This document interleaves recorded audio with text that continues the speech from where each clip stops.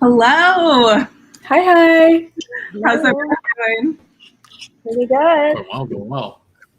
Good. I'm so excited to have you all here today. We're going to let folks trickle in here for the next few minutes. But in the meantime, how's everybody's day been so far? Honestly, can't complain. It's pretty good. Yeah. It's too hot here. I think the Northeast is getting a major heat wave, and I just want to be inside all day. But it's so nice out though, so can't complain. I had a really good donut this morning, so it's been a really great day. You'll need to send me some donut recs. Oh, will do. What kind was it? It was like a matcha donut. Oh, yeah. Oh, That where sounds was it really from? good. So good. It's this place called Fat Donut. In my neighborhood. It's like this guy who like runs this donut shop, and I think he like cooks everything and also sells everything by himself. Like I've only ever seen one guy in there, so. I love that. Mary, how's your day been? Mine's been good. I've been mostly doing a knit stuff all day. But I just like took a break for the last 2 hours, got outside, did some good stuff, and then I'm excited to be back here. Awesome. Let's go ahead and get started. Also, how's everyone in the comments doing? Let us know. But I'd love to get started with some quick intros. So Lisa, Angelo, and Jesslyn, I'd love to hear just a little bit about each of you. For those of you watching, their bios are all over on the event page, which I'll drop the link to while we're at it. So you can read a little bit about their backgrounds, but I'd love to have you each just share it for us firsthand. Angela, do you want to get started? Yeah. So hello, everyone. My name is Angelo Saracino. I'm a product manager slash product prankster. Do a bunch of weird internet stuff on the side. And whenever I'm not triaging Jira tickets, you can catch me running or reading sci-fi. Awesome. Lisa, do you want to go next? Yeah, so my name is Lisa. I recently graduated from Boston University with a degree in computer science and math. During my time in college, I also organized Tech Together Boston and currently working as a software developer at Audible. In my free time, I like to go out to eat and do a lot of picnicking and also reading as well. What else? Yeah, that's pretty much it. And happy to have everyone here on the screen today. Awesome. Jesslyn, do you want to go? Sure. Hi, I'm Jesslyn Tanity. I'm a former WAC director. WAC is Wellesley Hacks. I went to Wellesley College. And I currently work as a developer advocate at Facebook. So basically, I learn things, build things, and share things around like cool VR technology that Facebook works on, and also a little bit of like open source technology. That is me. My background is fake. This is not my real home. Someone commented on it. Adam is jealous of it. Honestly, I thought it was real too when you first joined. It looks very good. Well, thank you all for giving those quick intros. I guess I'll go ahead and introduce myself. I'm going to be moderating the panel today. My name's Mary. I work here at MLH as a community manager. Basically what that means is I work with our event organizers, make sure they can run awesome hackathons. And then in addition to that, I work on other events like INIT, which you're at right now, HackCon, our organizer conference, and other things throughout the year. Someone just reminded me to remove the taking banner. Thank you. So for today's panel, I gathered these 3 individuals here to come hang out with you all and really give some advice around what you all can be doing right now as a student hacker to launch yourself into the rest of your career, into the rest of your journey as a hacker, kind of all of those things. So I'm very, very excited for the conversation we're going to have today.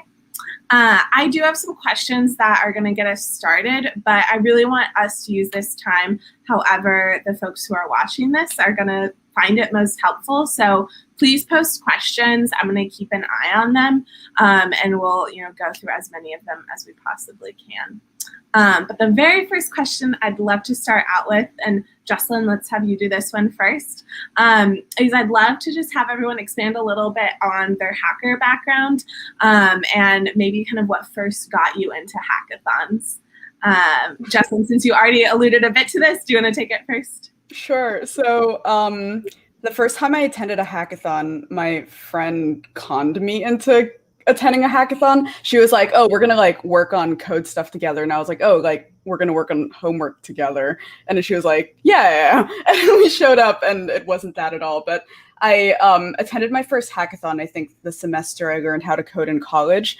And it was just really cool, getting all these concepts like for loops and conditionals and kind of seeing them be applied, seeing these skills applied into a real application. I was kind of like, my imagination just went wild. It's kind of like the possibilities are endless with what I can unlock with the power of code.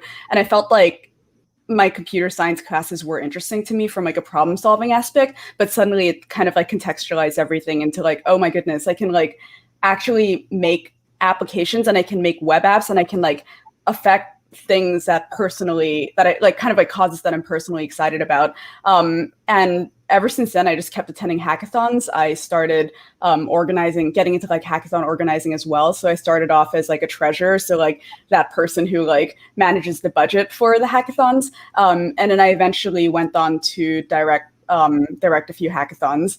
I also I used to go to school around Boston, so there are a lot of hackathons and student organizations going on. So I briefly joined the hackathon speaking circle, I guess, which was also a lot of fun because it's you get to go hang out with your friends at other schools and just talk about your journey and your experience and just the cool technical things that you learned. I think that kind of covers it. That's how I got into hackathons, and that's kind of my hacker background. Amazing. I think I meet so many people who I think would really resonate with your point about classes being really interesting from a problem solving standpoint, and then hackathons opening up so much beyond that. So I love that you had that experience. Lisa, do you want to share a little bit about how you got into hackathons? Yeah, so I heard about hackathons even before I started college, actually. But when I first joined Boston University in my freshman year, I didn't really have a lot of friends, especially in the CS community. So the first hackathon that I decided to go was actually in Maryland, Hack UMBC, because I was like, let's just meet friends outside of the city that I'm living in, while visiting another friend in Baltimore. And that's where I kind of got started with hacking and organizing. I joined a couple more hackathons after that, including She Hacks Boston, which was kind of the precursor for Tech Together Boston, which I ended up also being an organizer for and then direct. So yeah, mainly just I realized that I need to make friends, and going to hackathon is a really good way to do that, just because there's a lot of people who don't really know what else is going on, and a lot of them are first-time hackers as well, especially as She Hacks Boston when I participated and also when I started organizing. Yeah, and also it's just a really good way for me to apply a lot of skills that I kind of know, and just have some sort of intensive learning sessions that I really don't have when there's not much of time pressure in college. Yeah, definitely relate with the point in there too about how good of a place to make friends hackathons are. So hopefully a lot of people are doing that this week as well. And Angela, last but not least, do you want to share a little bit about your hacker background? Absolutely. So I realized in the speaker bio I neglected to share what university I went to. So I went to Florida International University, which is a state school in Miami, Florida. And I initially went to school for electrical engineering. And for any of the fellow EEs in here, the school programs don't really let you do anything fun at the start of your program. So in the introduction programming class, I had a friend of mine who was like, let's go to a hackathon. And at the time, I didn't think I actually had the skills for it. So I said no. And then he invited me again, this time, except that the hackathon was in FSU. So it was a 12-hour bus ride. And I didn't know anyone on the bus. So actually, to make friends, I brought I brought snacks for everyone on the bus, and yeah, that was I think ever since then I got hooked. It's amazing. I know a little bit later I'm going to ask for advice for current hackers. I think bringing snacks to an event to make friends is definitely up there with some of the easiest way you can get folks on your side. I love those answers though from all of you. The next topic I wanted to jump into is a little bit more career focused. So we learned a little bit about how you all got into hackathons. I'd love to kind of learn if hackathons have affected your career, and if so, in what ways you think they've affected your career. And that could be whether you use them for internships or jobs, or just if any of the skills you learned there have continued to help you later on. Does anyone want to take this question first? We can kind of pop around with it. I can start. I feel like I would not be doing what I'm doing today if it weren't for hackathons. I feel like I remember when I graduated college and I was looking for jobs, I kind of identified two things. I wanted to work with hacker communities, and I knew that because of my time with hackathons. And then I wanted to be doing cool VR stuff because of my time with I was doing VR research at the time. But it's kind of wild that half of what I thought I wanted to do after I graduated came from this thing that I randomly fell into. So my first job out of college, I ran a developer community for a small startup. And I don't think that I would have known that I could do that, or that I would have realized that I was excited for that had I not attended hackathons and gotten involved in meetup groups. And now that I work as a developer advocate at Facebook, I feel like a lot of my job is thinking about how to take complex technical information and then convert that into readable information for people to get people excited and get people creating their first Hello World app. And I think a lot about the 2 a.m.s I spent at hackathons when I would be on some other company's API documentation and being really confused, and just kind of realizing or just remembering what was frustrating to me or what really resonated with me. And I feel like a lot of that just feeds into my work today. Just realized I was muted when I started talking. That's incredible, though. It sounds like you have a very direct kind of connection between how being a hacker has really affected now what you do every single day, which is incredible. Angela or Lisa, either of you want to share a little bit about how your hacker experience affects your job now? I can go ahead. Yeah, so I remember at this one event at Mango Hacks, which was FIU's hackathon, and I remember at the time it was weird because I was getting food for the event, but I also really wanted to hack since I was new. And so I worked on something, and I remember after presenting, one of the folks from Google was like, "Oh, well, you not only did the coding, you also did design, you also did all these other things. You sound like an APM." And I thought it was an insult at first. I thought he was calling me the Android package manager, which so it actually meant that he was talking about product management. So after that, I actually kind of explored the different career paths from there, and really actually tied together all the different aspects of the product development process. Is actually very accessible, and hackathons was probably one of the best ways for me to even get all my hands into different skill sets, and it's very useful even to this very day in my day job. Oh, very cool. And Lisa, do you want to share a little bit about your career story with hackathons? Yeah, I think I guess as a software developer, it's basically the direct path from being a hacker and being majoring in computer science. But one thing that I found really helpful during the time that I was interviewing and kind of exploring all of the options was kind of relating back to my hacker experience and organizing experience during the interview, and really solidify the reason why I wanted to be in tech and the reason why I want to be in software engineer is I want to build cool stuff. And I think as a student, there's just not a lot of opportunities at school for you to actually build something that you can talk about, unless you went to a hackathon or unless you kind of do something on the side yourself, but usually that takes a lot more time. So I think my hacker experience kind of helps me land the role that I'm currently have right now at Audible, and also some of the offers that I have then as a software engineer. So yeah, I don't know, I feel like that's a very curvy general way to answer the questions. But I think at the end of the day, going to hackathons, like, it's just another way for you to expand the network and those skills that you already have. And I think like that's something that I cannot really get just from the normal like college experience. Yes, absolutely, 100% agree with that. There's so much that is hard to pick up just in the classroom. And hackathons, I feel like, can be kind of an accelerator for those skills. Yeah. That, like, you can certainly get at like clubs and other things as well, but hackathons help you get them pretty quickly, which is, I think, very nice for a lot of us. Mary, quick question. What's your cat's name? Okay, so this is Archie. Is he in the frame?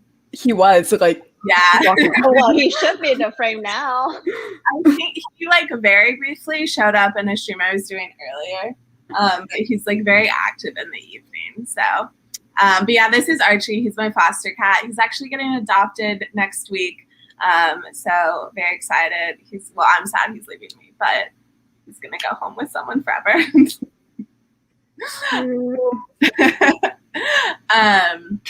Archibald aside, I'd love to go into, also I love this, big Angelo and Jesslyn stan, where are the Lisa stans as well.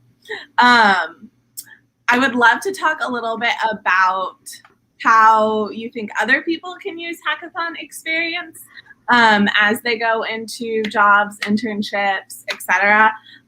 So I know the three of you shared a little bit about like how you've done it personally, but do any of you have like extra things you think you could have done or people here could do as well? Angelo, I feel like you have some fun stories.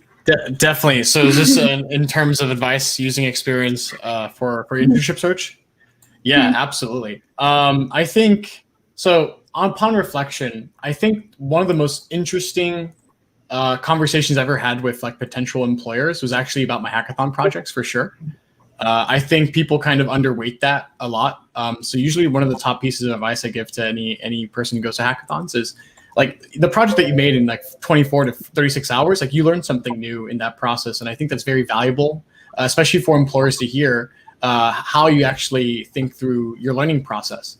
And even today, as someone who does interview folks on the other side of the table as well, one of actually my favorite discussion points in general is actually when I'm looking through someone's resume is actually talking to someone about how they thought about or the idea. And even if it's been done before, point is that everyone has a unique viewpoint and input on how that came about. And I think that's something that people probably should highlight on their resume. Yeah, I think that's a really, really good one. Lisa or Jesslyn, either from you?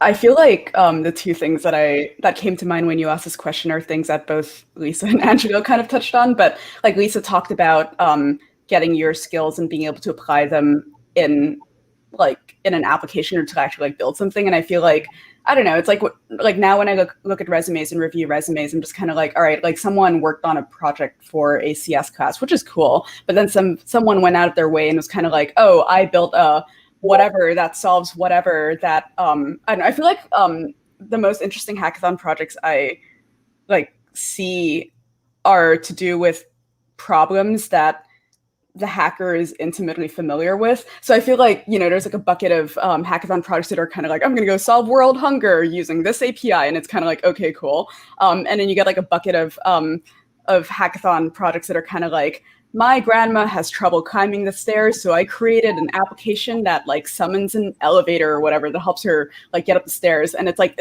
it's an elevator, that's all it is. But it's kind of like, oh, cool. Like, it's like, it's interesting, like listening to someone talk about like why something was like meaningful to them and like watching them, I don't know, like hardware hack. And I feel like whenever I interview people and they have like stories like that, it's always really compelling to me.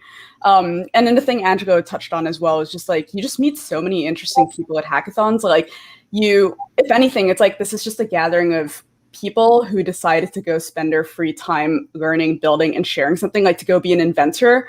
And it's like, that's kind of cool that this is like a self-selecting group of just like people who spend their free time doing this, and you just like meet really interesting people through that. 100%. Lisa getting some love in the comments. You get to only appropriate. Thanks, Emily. Lisa, do you have any other advice you would share?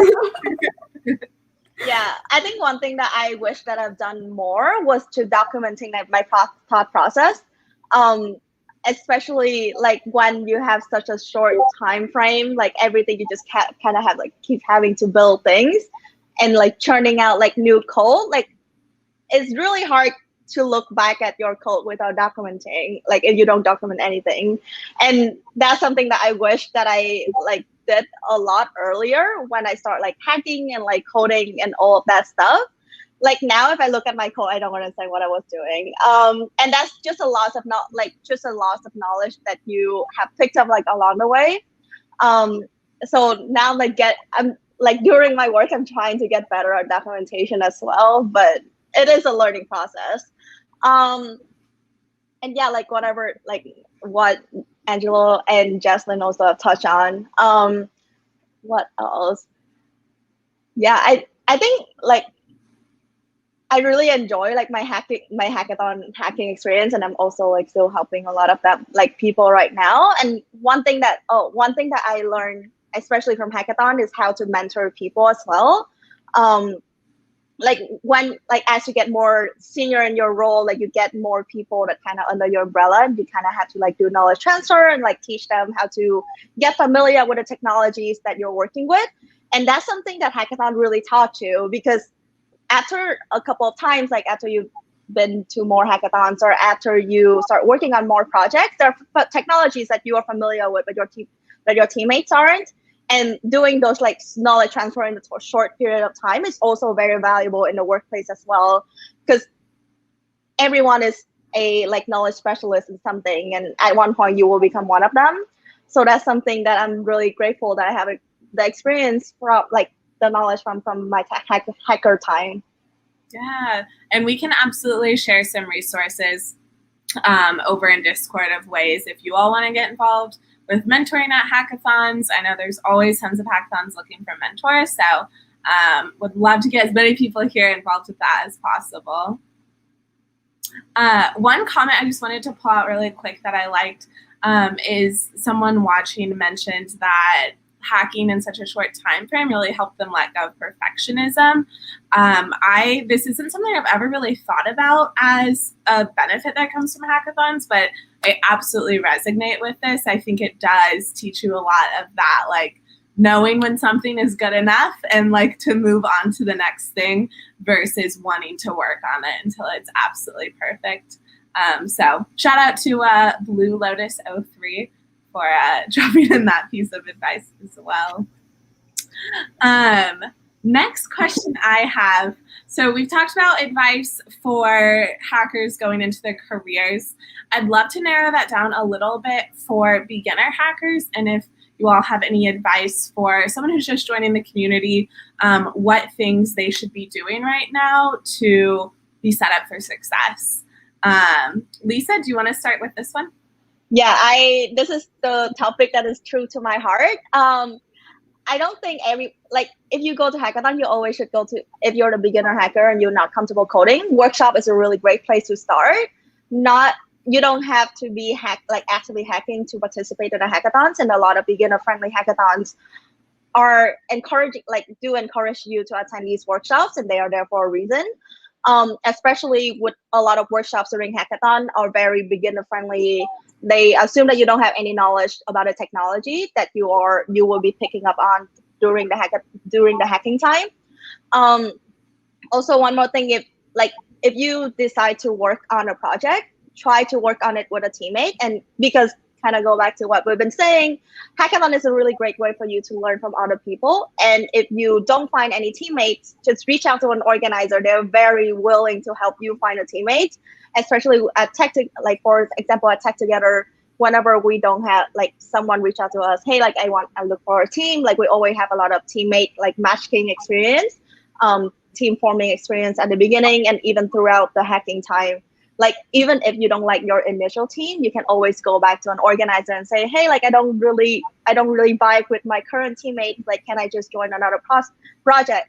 Because at the you will always find something to learn from other people, and just be a little more proactive and just admit that you are you are a beginner and no one is going to judge you for that. Mm-hmm. Yeah. I think the thing I want to really, really highlight as well, and with beginners, is it's like can be really intimidating to let other people know that you're a beginner. But in this community, like everyone was a beginner at some point. No one was just like born into the hacker community. Everyone was there at some point. And I've found through my personal experience, people are always so excited when you tell them, you know, this is my first hackathon, like, will you help me out? People are more than willing to kind of show you the ropes there. Angela, do you want to go next with any advice you have for beginners? Absolutely. I feel like this is a little bit more philosophical than it is like concrete, but I'll try my best to really balance it and make it applicable. I think most beginner hackers, right, like the Venn diagram of new programmers is very like overlapping, right? So usually the assumption is if someone is a first time at a hackathon, they're usually one of the first time experiences programming. And I think it's really hard, like looking back, it's really hard not to compare yourself, right? Because like you're at this event and you're like, oh, wow, like these are some really wonderful projects. And sometimes it's very intimidating whenever you're looking at the other types of projects and really hoping that you kind of will be at that level. So I would say it's just one, remind yourself that it takes patience, it takes time. You know, you're going to learn a lot throughout these 24 to 36 hours throughout these events. And you actually will be kind of surprised where your output is. But I think really balancing that expectation at the start, I think is very important.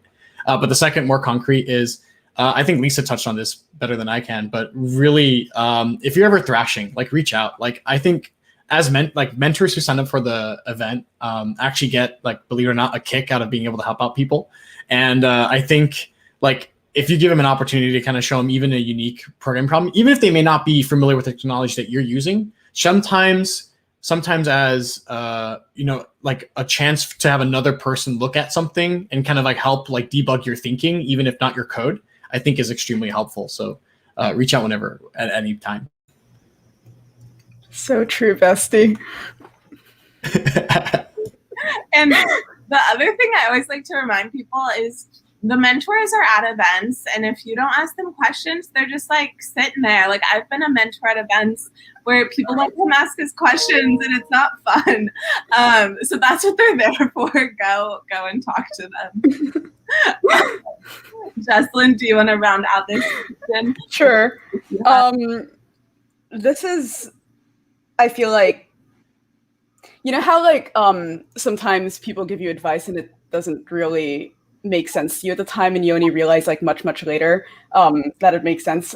Like I don't know, like I think like if you went back to like my high school self and told my high school self that popularity didn't matter, I probably wouldn't have believed you. But like now, like way later, it's kind of like, you know, there's more to life than being popular in high school. Something that I think about a lot is the fact that I've been to like probably somewhere in the order of like 100 hackathons, and I literally do not remember who wins hackathons, but I remember who was nice to me at hackathons. And I remember like how people made me feel. And I think like, just like the industry is really small and the world is really small, and like you're going to keep running the same people over and over again. And like once you like, I don't know, if you're like an undergrad, you graduate and you end up in the workforce, you end up like seeing people that you knew from the hackathon space like in the workforce. And people like want referrals, and like people end up working in the same companies, and it's just like, you just like be nice to each other. I guess is my big thing. Yeah, love that advice. Jesslyn, you got quite a few comments about your social bestie. Hang on, I'm gonna go grab something real quick. Okay, go for it. So I still have a couple more questions for our panelists. So this is a great time if any of you have specific questions. Jump in with them, throw them in the chat. I'm going to keep an eye out for them. But for our next question, this is one that I'm particularly excited to hear answers on. What is something that you didn't do as a hacker that you all wish you would have done, and you think that everyone else should try to do? Angela, do you want to start with this one? Yeah, absolutely. In terms of the like hacker bucket list, I like to say one thing I kind of like, you know, kind of wish that I did, especially as a collegiate hacker, is actually sometimes you might be sitting, I don't know, might be an extrapolation here, but sometimes you actually might be sitting on something more valuable than you think it is. And I think really, if you can, I know like it's really difficult, especially looking back, like, you know, school and finals and travel. But if you can, try to see if you can like either add the extra effort on something you worked on that's already pretty functional, if it is, and try to ship it just to see like how people will respond to it. I feel like that's a piece that is not as explored, especially I kind of wish I got more reps in as undergrad, because when you do in your career, and this kind of ties back down to, you know, the number 2 question, I guess, is you're going to spend a lot of time like bringing things out to users, and you know, going beyond the hackathon demo day, I think is something that I kind of wish I explored more after the event. 100%. I know there's some very cool things that exist in the world because people did exactly what you're saying. They finished off their project and they decided to ship it. So it's incredible advice. Lisa, do you want to go next with this one? Yeah, I feel like I kind of touched on this already with one of my earlier answers, but like document your code and document your thought process in general. I think that like even as a software engineer and not even a product manager, as you work on a feature or a product, like everything you do in the workforce will have a real purpose, and kind of like being able to justify like why you make something in order to fit that purpose is very important, especially when you don't want any of your work to go to waste, and you also don't want to like your older code to go to waste either. So document everything that you do, even like beyond the hacking process. Like why did you have this idea? Like what prompted you? Like what technology you work with? What challenges you face? And eventually what do you want to do after? Because having something a little more concrete and written out, it's just better, like in case that you want to work on it in the future, or in case you want to talk about it in the future. And that's like the best case scenario, like as you can talk about the projects you have worked on like during one of your hackathons days.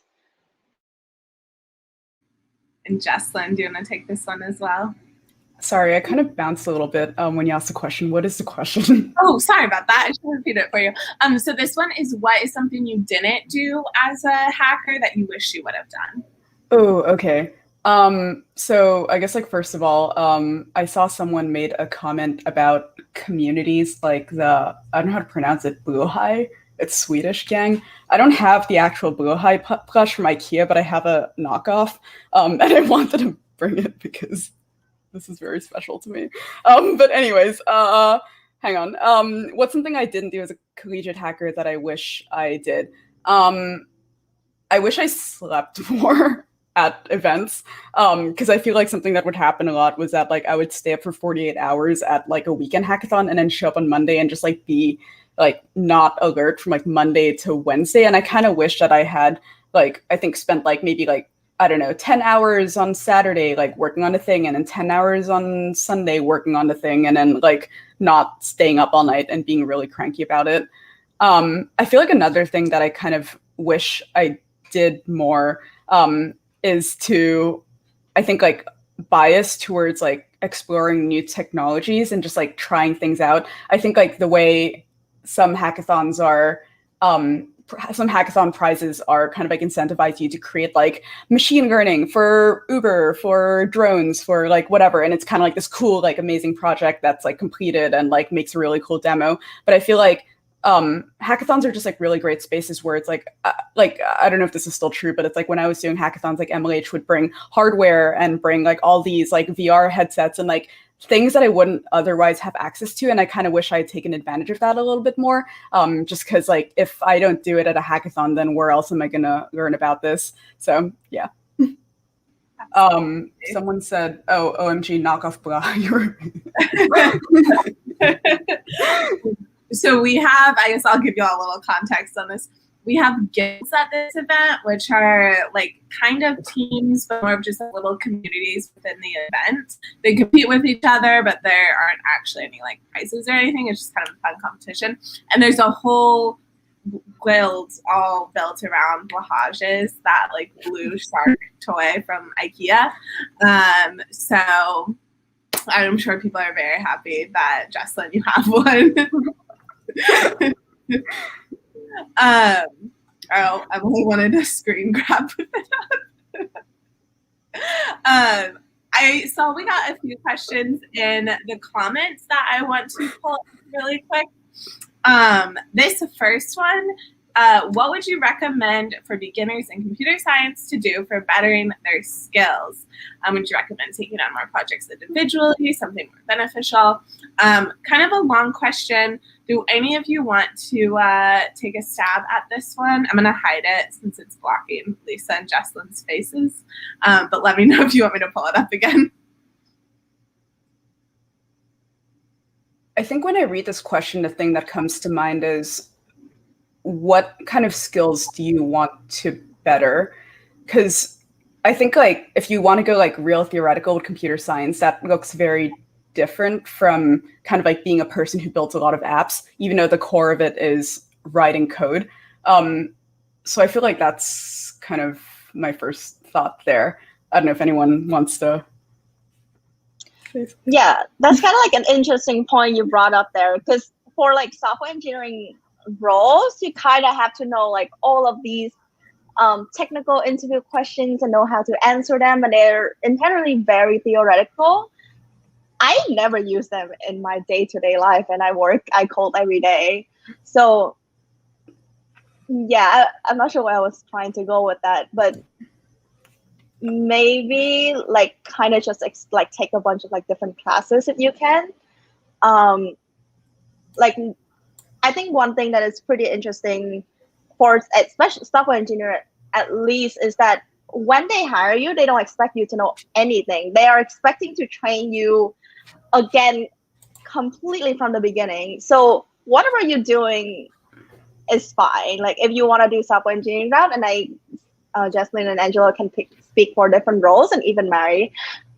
So definitely like just kind of explore different things and see where you fit in the tech world. I really like what Lisa said about exploration. I think if you like, it's really understated like how valuable it is to be a beginner at that moment in time, because you have no opinion on things. And I think as soon as you start developing an opinion, it becomes really hard for you to like re-explore it. And I think no one told me this before I graduated, but like they don't kind of tell you how hard it is to like switch your interests and skills professionally. And like undergrad is one of the very rare times where you can try anything and not only figure out what you do like, but I think more important is what you don't like. So I would say for beginners, just like pick up different toy projects all the time and just really kind of get a feel for like what technologies you do have an affinity towards and what you don't. I think like one more thing I want to add, this person clarified that the question was centered around professional working environments. So it's like, what would you recommend for beginners in computer science to better their skills in professional working environments? I think Angelo and Lisa kind of touched on this already, but I feel like something that they don't teach in class as much is how to communicate your ideas. And that's something that goes a really long way, I think, professionally. Like you can write really good code, but if you don't know how to talk about it or really, I think, articulate the impact of what it is that you built, it's harder to get people on board and excited about it.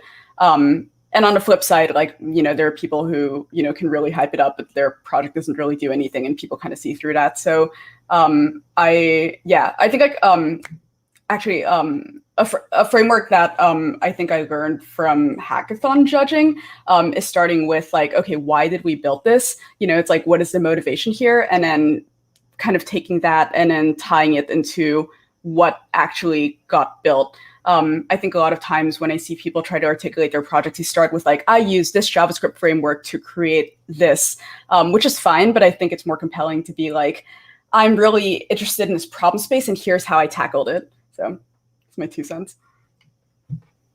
Those are all really, really awesome answers.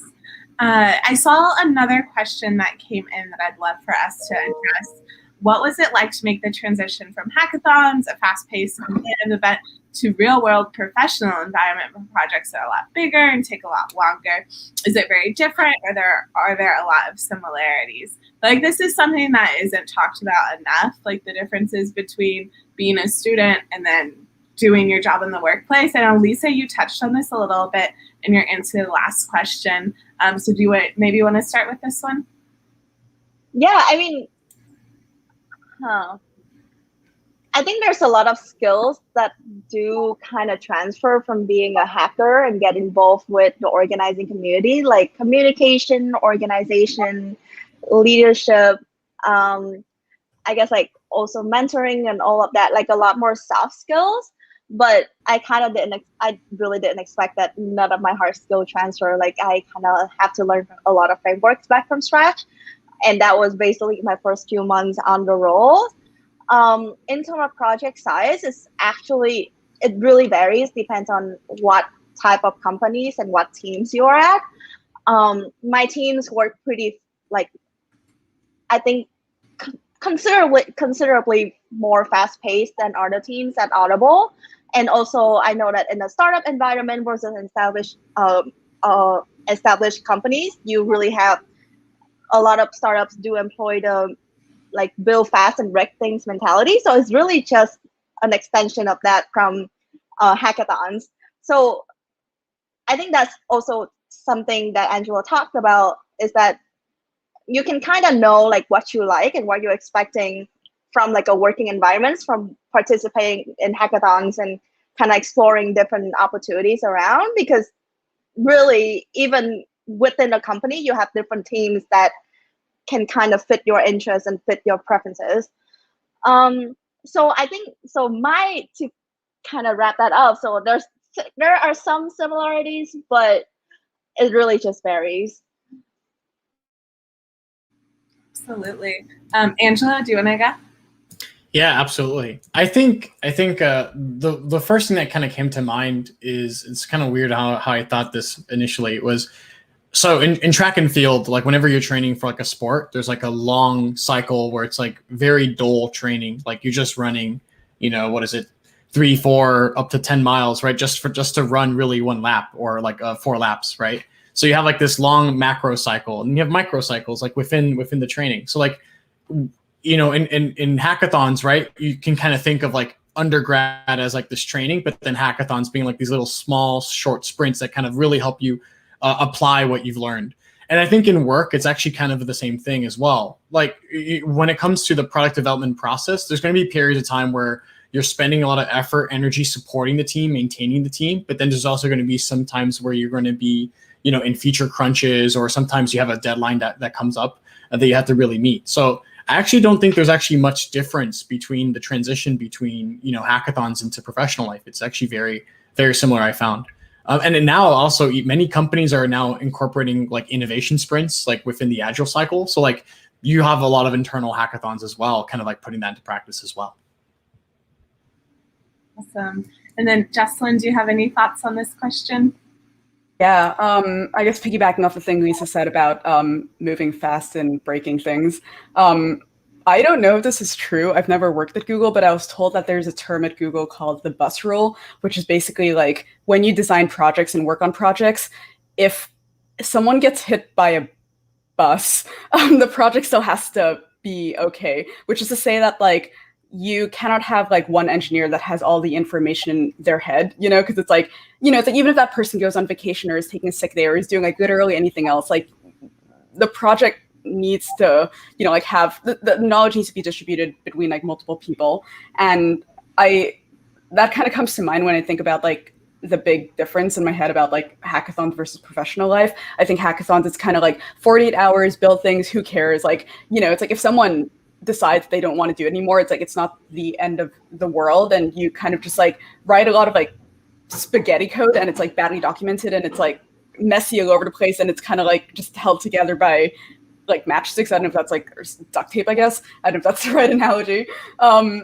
Whereas I feel like in the professional world, that's not a thing you can do. It's kind of like, I feel like one of the worst experiences I had was like where someone came in and wrote like so much code, and then they left, and nobody knew what to do with this because it was like unreadable and unusable. And it's like, at the end of the day, it's like, do we try to clean it up? Do we just like start over? And it's kind of like, it would have been really nice if we weren't in this situation to start off with. And that could have been prevented had code been written, I think, with more thought, and if things had been documented a little bit better, and if like knowledge transfer happened at a more regular cadence. So yeah. We've had several call outs to documentation Exactly. Huge takeaway from this panel. I see another question that came in. So let's do this question, and then I have one last one written out. If anyone comes in with another good question, we should have time for it as well. But I really like this one. What do you think an employer is looking for when they see you participating in hackathons? Anyone feel inclined to take this one first? I can pick this one up. Yeah, so let's see here. Well, usually the short answer is it depends. Like sometimes, especially for internships, like it kind of is very general. It's like you have the standard recruiting cycle where you're going to be doing some sort of theoretical, because it's really hard to kind of like, there's no prior work experience. But for your new grad job, that's actually where you get really in depth about prior projects, how you work with people. It's a full length loop. So I think like I can answer this question like two ways. One is on the theme of documentation everyone's been talking about, is actually like these are all like systems that someone else has built. So they're really trying to look at like, how do you reason about systems and documentation, and really writing code that can be maintained by everyone else. And then on the second note of it, when it comes to students participating in hackathons, is also like the second hand is just also making sure that like you're able to learn fast. Like for a lot of new students who are in new grad roles, there's chances are that you're not having worked in a professional setting with a specific technology at that scale, at that level, and they have a reasonable expectation that you don't know. So they definitely are giving you a lot of leeway to get like ramped up, but they really want to make sure that you can learn fast and pick up new things fast. And I think many students who've worked in hackathons, or sorry, not worked, participated in hackathons, can really show that they've actually been able to learn quickly, especially in stressful environments. Absolutely. Lisa or Jocelyn, do either of you have any thoughts you want to share on this one?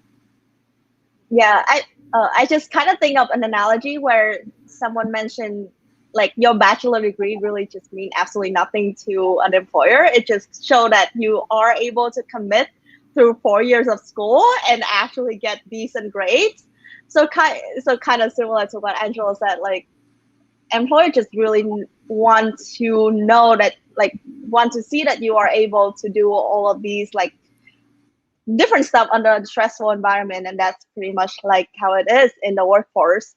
I think also one more thing, and Jasmine can definitely touch on this a little more, is like seeing people using their new technologies. Like a lot of companies like Facebook, Google, Amazon go to hackathon and sponsor hackathons outside of recruiting cycle, because they want to see students use the technology and eventually might work that into their project and even in the workforce, and start advocating for that product as they like move along like the corporate ladder. So that's something that they want to get in like earlier, like kind of get you to get exposed earlier as well. So that's why like it's very encouraged to use new products. And there's also prizes come along with it as well during hackathons.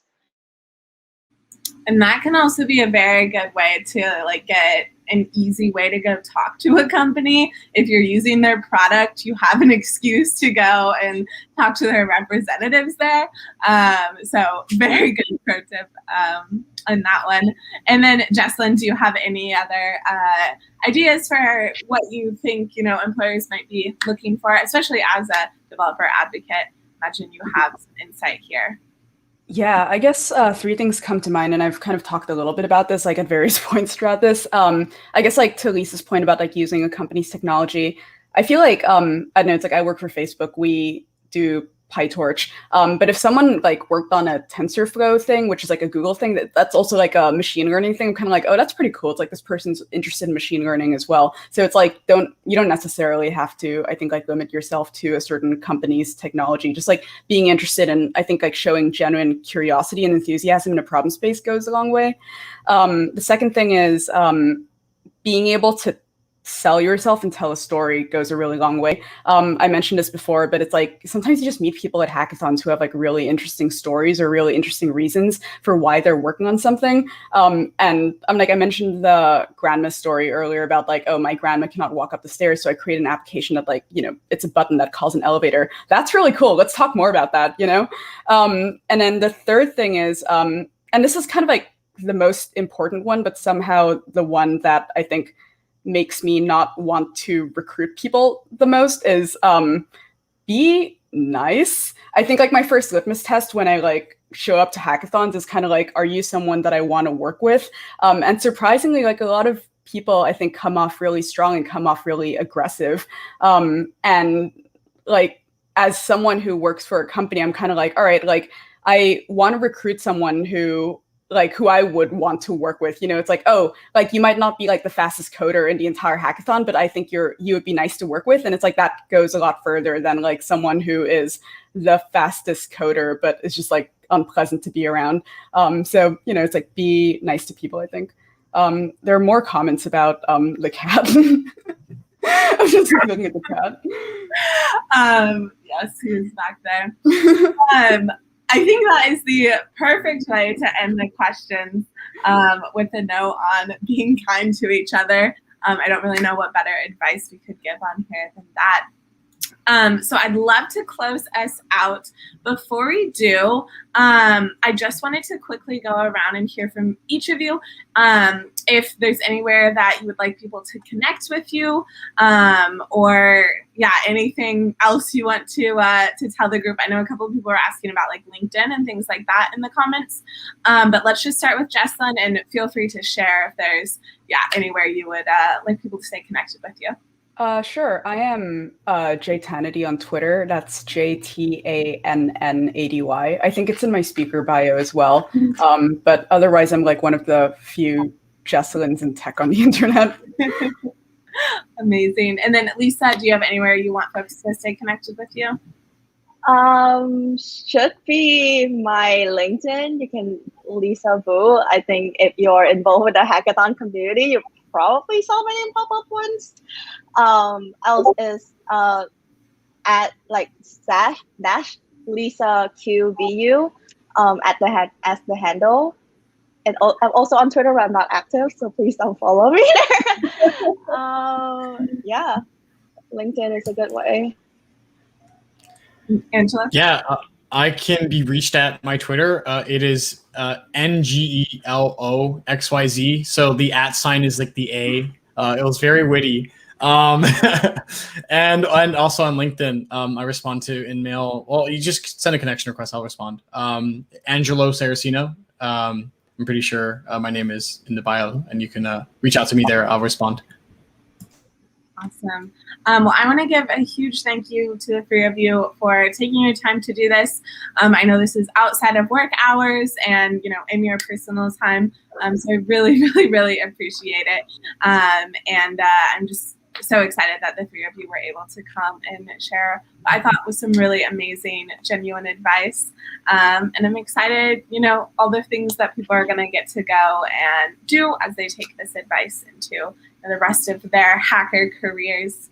So I'm going to go ahead and end our broadcast. For everyone who's on here, we have a technical live stream coming up right after this. So if you're in East Coast time, it's at 8 p.m. Eastern, but it's just 5 minutes from now, wherever you're at.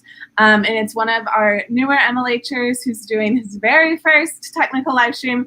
So I hope as many of you as possible come and show him a huge welcome because, it's his very first stream. But I am going to go ahead and end this so Nathan can come on here, and we'll see y'all later. Thank you. Bye-bye.